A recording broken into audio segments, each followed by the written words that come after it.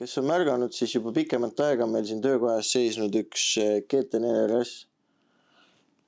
Me oleme hoidnud seda suhteliselt saladuskattel ja oleme sellega ka päris palju vaeva näinud.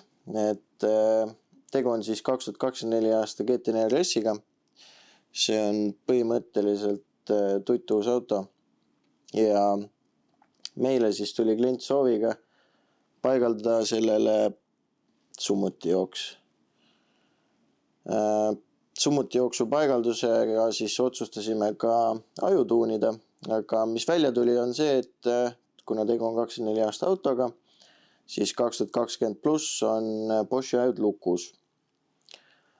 BMW-de jaoks on lahendus, Soomes on Femto, kes edukalt BMW ajud unlockib, kuigi need ka kuni 24 aastani ehk siis uusi DME DD9 nad ikkagi teha siiski veel ei suuda. See selleks. Igal juhul Mersud, Vaagid, Porsche, kõik ülejäänud on siiski lukus ja keegi neilt pealt näha suures pildis teha ei suuda. On üksikud juhtumid siin-seal ja see auto on üks nendest juhtumitest siis nüüd. Me ei saa kindlasti võtta kogu krediiti endale, see on suuresti koostöös Rahmani Performance ja Mike Pauliga Inglismaalt.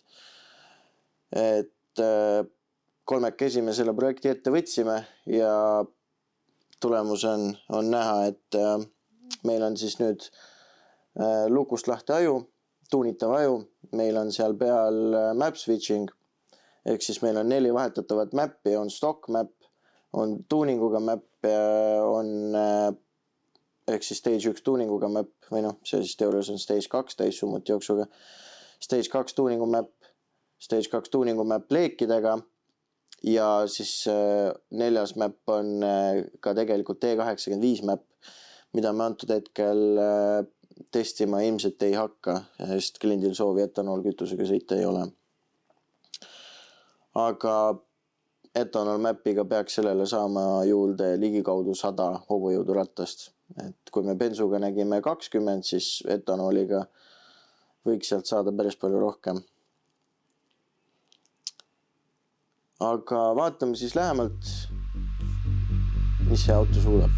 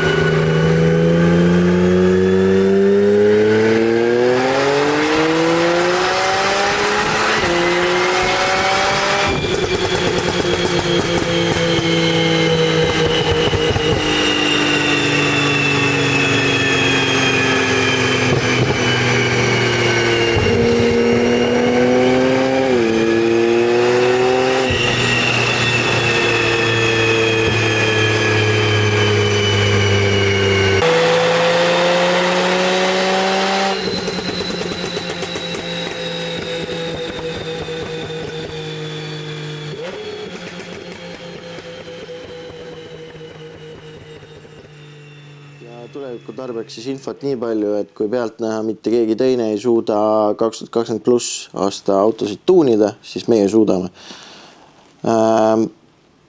Esialgu ei ole see küll kuigi jätkusuutlik lahendus, see võtab kaua aega ja on ka suhteliselt kulukas, et igat nii-öelda 23 aasta Passatit ei ole mõtet tuua, aga siiski kui on selline auto, siis igal juhul see summa on seda kõike väärt, et